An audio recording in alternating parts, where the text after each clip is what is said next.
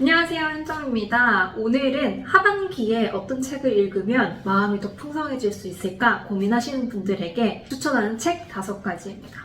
특히나 새로운 시작을 앞두고 있으신 분들이라면 꼭꼭 읽어봐야 할 책들을 모았습니다. 이사온 지금의 세상에서는 오각형 테이블에 계절마다 5권의 책을 소개해드리고 있는데요. 첫 번째 북큐레이션을 소개해드리려고 해요. 읽기 쉬운 책부터 소개를 해드리도록 하겠습니다. 먼저 첫 번째 북큐레이션 주제는 헤어짐과 만남인데요. 제가 기존의 지금의 세상을 접고 새로운 공간으로 이사를 가야겠다 하던 시기에 도움이 되었던 책 3권이랑 기존의 지금의 세상에서 가장 많이 사랑을 받은 책 2권을 골라왔습니다. 가장 먼저 소개해드릴 책은요, 바로 이 책입니다. 헤르만 헤세의 삶을 견디는 기쁨이라는 책인데요. 현재 지금의 세상에서 가장 많이 판매가 되고 있는 책입니다. 이 책을 어떻게 만나게 됐는지부터 소개를 해드릴게요. 이 책은 제가 대구에 출장을 가게 됐을 때 한 서점에 들렸는데 그 서점에서 어떤 책을 살까 구경을 하다가 자꾸 이 책이 눈에 들어오는 거예요. 그때 이 생각을 했어요. 삶을 견디는 건 저는 기본값이라고 생각을 하거든요. 여러 가지 삶을 살아가는 그 스킬 중에 하나가 견디는 것이라고 생각해야 하는데 늘 견디는 건 좀 괴롭잖아요. 그런데 헤세는 도대체 삶을 견디는 걸 어떻게 기쁨으로 표현한 거지? 견디는 게 어떻게 기쁜 거지? 라는 궁금증과 함께 그때 막 지금의 세상을 옮길까 말까 고민을 하던 때여가지고 마음이 너무 괴로운 상태였어요. 그래서 언제까지 삶을 이렇게 견디면서 버티면서 살아야 될까라는 생각이 조금 차오르던 때에 발견한 책입니다. 그래서 안 되겠다, 데리고 와야겠다 해서 데리고 온 책이에요. 사실 삶을 견디는 기쁨이라는 제목이 굉장히 뭔가 뻔한 자기계발서 같잖아요. 저도 그런 마음에 사실 좀 살까 말까 고민을 했었거든요. 그런데 책을 펼치자마자 역시 헤세는 헤세다라는 생각이 들었습니다. 이 책을 읽고 가장 많이 느꼈던 거는요, 삶은 견디는 게 맞아, 견디는 게 맞는데 뭐 때문에 견디는 거야? 라는 메시지를 아주 쉽고 간결하고 깊게 이야기를 해주고 있는 게 바로 이 책입니다. 그래서 생각을 해봤어요. 그러게 열심히 서점을 이루고 버티고 견뎌왔는데 뭐 때문에 이렇게 내가 견디고 있었을까를 5년 정도 운영을 하다 보니까 까먹어버렸던 거예요. 그래서 내가 이걸 하고 싶어 했지 라는 방향성을 다시 떠올리게 했던 책입니다. 그 중에서도 가장 좋았던 구절을 읽어드릴게요.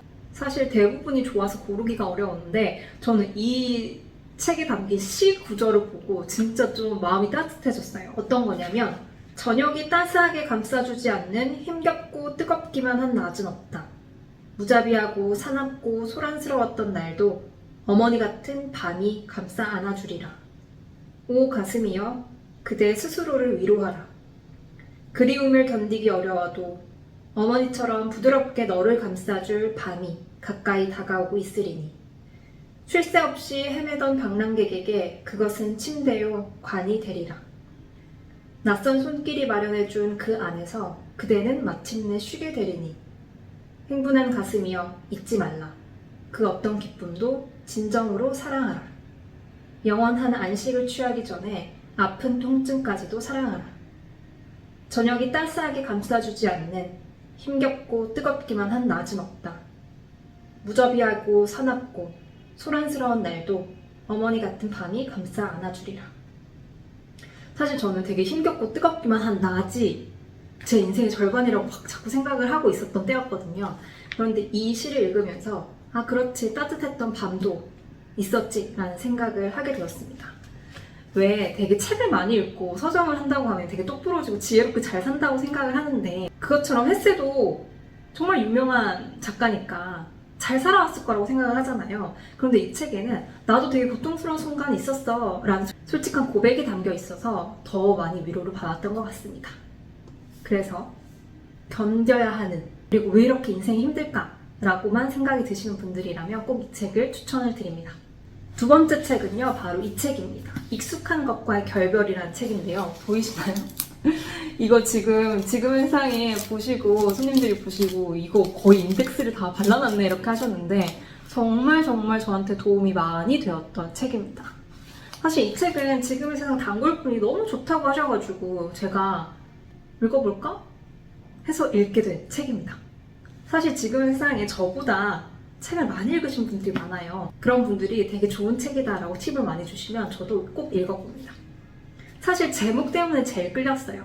이제 지금의 세상을 이전하기로 마음 먹었던 그때 읽어야겠다라고 구매를 한 책입니다.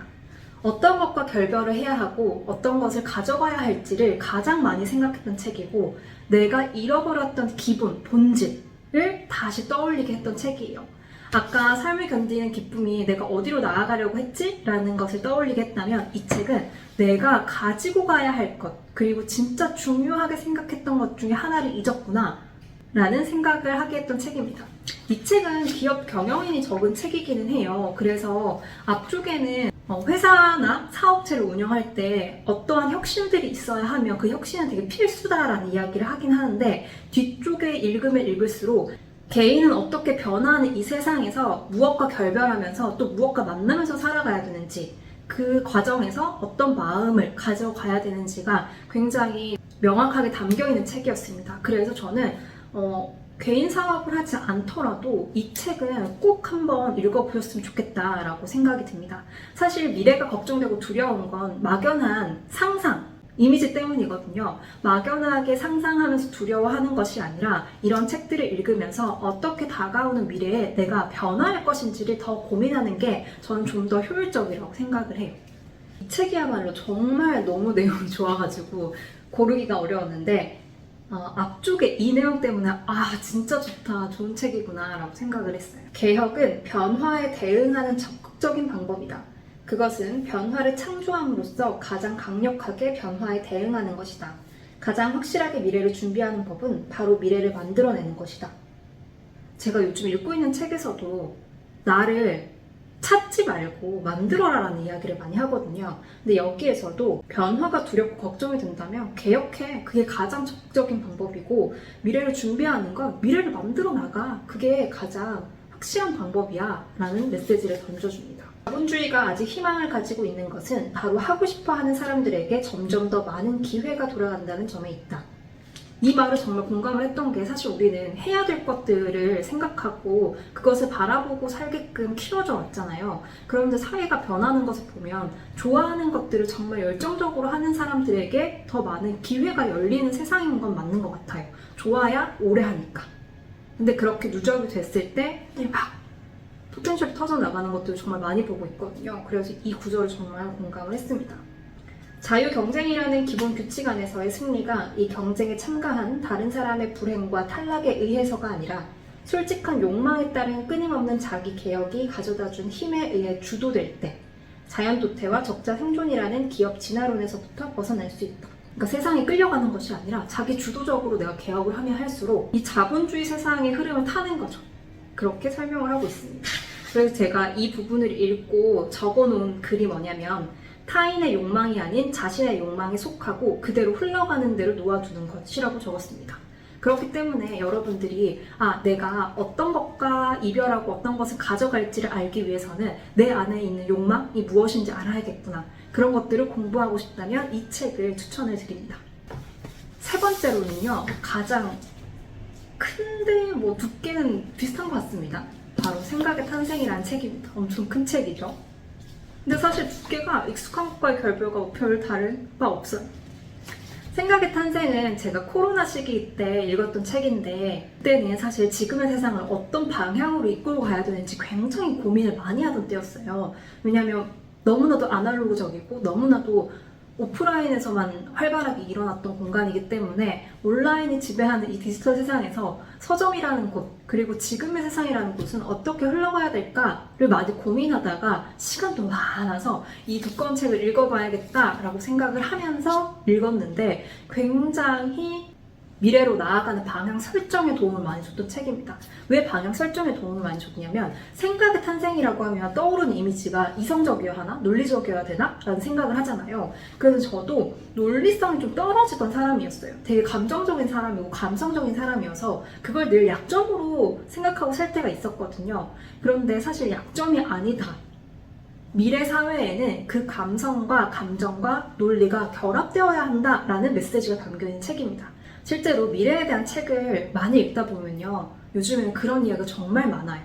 예전에는 논리적인 좌뇌만 써야 된다라는 것이 우세했다면 요즘에는 감성을 다루는 우뇌를 많이 발달시켜야 되라는 이야기가 정말 많거든요. 그게 왜 그런지와 세상의 무수한 역사적인 천재들이 어떻게 창조적으로 생각했고 그 생각에 대해서 어떻게 생각하는지까지 담겨있는 책입니다.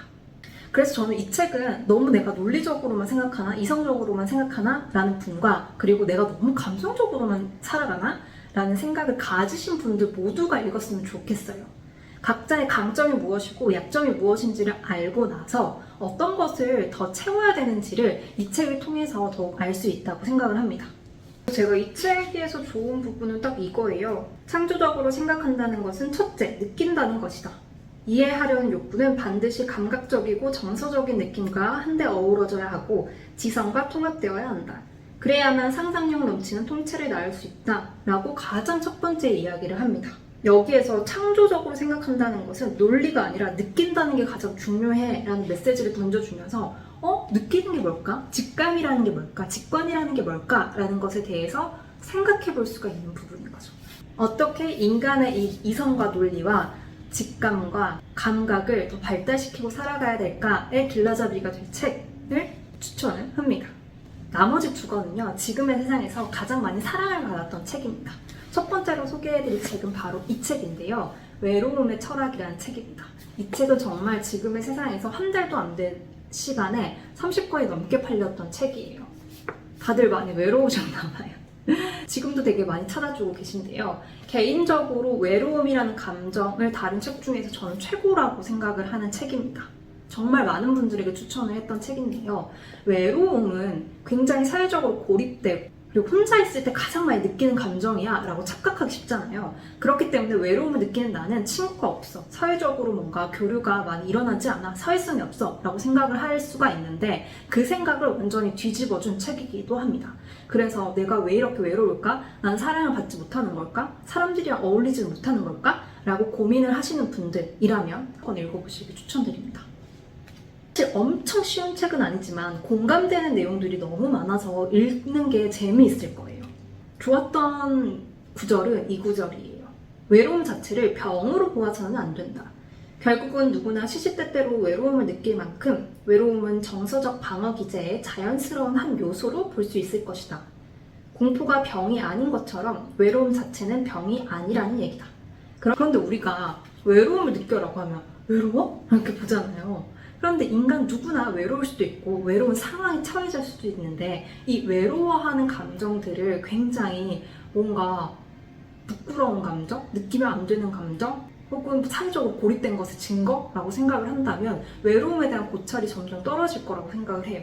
인간 모두가 느끼는 외로움이라는 게 정확하게 어떤 것인지에 대해서 알아보고 싶다면 이 책을 꼭 추천을 합니다. 그리고 이 책을 읽으면 저는 타인에 대한 이해심도 더욱더 많아진다고 생각을 하고 누군가가 외롭다라고 했을 때 내가 어떻게 대처를 할 수 있을까까지도 생각해 볼 수 있는 책이라고 생각합니다. 마지막으로는요, 바로 이 책입니다. 아픔에 대하여라는 책인데요. 지금까지 소개해드렸던 책 중에서 가장 어려운 책이기도 해요. 하지만 제가 정말 좋아하는 책이기도 합니다. 이 책 또한 지금의 세상에서도 많이 판매가 되었는데요. 이때 제가 너무 극찬을 해서 많이 판매가 되었는데 읽으셨던 분들이 너무 어렵다라고 해주셨던 책입니다. 그럼에도 불구하고 인간에게 허무함이라는 것, 공허함이라는 게 어떻게 영향을 미치는지 너무 자세하게 나와 있는 책이어서 꼭 읽어보셨으면 좋겠습니다. 이 책은 여기 앞에 목차거든요. 이게 너무 특이하기도 한데 1장이 허무와 무한이에요. 우리는 왜 지루함을 견디지 못하는가로 시작하는 책입니다. 이걸 읽었을 때 제가 한참 인간에게 허무함과 공허함은 뭘까? 라는 것에 빠져있던 시기였거든요. 그래서 이 책은 정말 앉은 자리에서 다 읽었던 책이에요. 우리가 가끔은 공허하고 허무하기도 하면서 바쁘게 살아가는데 그 바쁘다가도 또 지루함을 추구하고 또 지루한 게 또 너무 싫어서 바쁨을 추구하잖아요. 그런 것들이 어디서 시작되었고 그것이 어떻게 몸의 아픔까지도 연결이 되는지가 나와 있는 책입니다. 진짜 이런 책이 또 있을까라는 생각이 들었던 책인데요. 첫 장을 딱 펼치자마자 이런 글이 있거든요. 심장을 가졌다는 것을 전혀 모르고 살았는데 이제는 알아요. 몸의 병, 병듦이라고 하는 것은 결코 자연의 사건이 아니며 오히려 병든 장기가 몸 안에서 체험되는 역사적인 사건이다. 여기에서 심장이 아픈 사람들은 심장을 원래 우리가 평소 잘 느끼고 살지 않잖아요. 그런데 심장이 아프면 그때서야 여기 심장이 있구나 라는 것을 느끼고 살아간다는 거죠. 우리를 괴롭히는 감정 또한 모르고 살아가다가 그 감정을 괴롭히면 나에게 이러한 감정이 있구나, 이러한 상처, 아픔의 뿌리가 있구나 라는 것들을 발견이 된다라는 이야기로 시작을 합니다. 아까 외로움의 철학과 조금 연결이 되는데요. 여기에서 인간의 불행은 어디서 오는가 시작하거든요. 그런데 이런 이야기가 있습니다. 인간의 모든 불행은 홀로 조용히 방 안에 머무르지 못하는 탓에 생겨난다. 어쩌면 외로움과 조금 비슷하지만 다른다나 고독을 즐기지 못했을 때, 지루함을 견디지 못했을 때 인간의 불행이 생겨난다라는 이야기인 거죠. 그래서 인간에게 지루함은 어떻게 불행함으로 바뀌고 이 불행함은 어떻게 불안으로 이어지는지, 그리고 이게 어떻게 공허함과 허무함으로 이어지면서 몸을 아프게 하는지 담겨있는 책입니다. 천천히 인간의 이 허무함을 느끼는 것을 고찰하고 공부하고 싶다면 이 아픔에 대하여를 꼭 추천합니다. 이렇게 5권의 책을 소개를 해드렸는데요. 이제 가을이 옵니다. 또 새로운 큐레이션으로 바꿔야 해요. 또 새로운 큐레이션이 끝나갈 쯤에 여러분들에게 소개를 해드리도록 하겠습니다. 이 책 중에 한 권만 골라서 읽으셔도 되고요. 이 책을 구매하셨던 분들이라면 여기에 더 중점을 두고 읽어야겠다라고 생각을 해주시면 좋을 것 같습니다. 그럼 저는 또 다음에 좋은 책을 소개하면서 오겠습니다. 안녕.